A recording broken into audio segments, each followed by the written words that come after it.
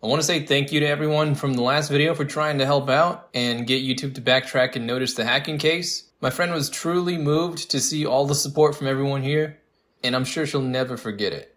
With your guys' help, the YouTube team did in fact contact her later on, and it seemed like things were going to work out, but immediately afterwards, we just got the same exact message claiming that their team had already concluded that there's no suspicious activity, and once again, the case was closed.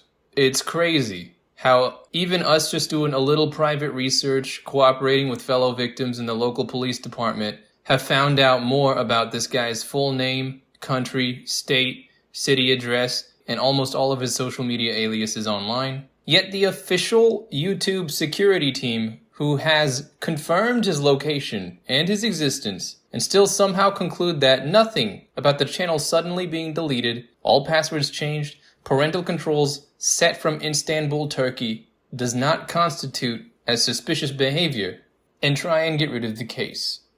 I'm sorry, buddy. We've done all we can, and I hate to say it, but if YouTube is not willing to notice the hacker, then even if we could somehow get the account back, we still don't have any way to recover the deleted YouTube channel and all of the old content that was on it. So it's probably safe to say the channel is lost.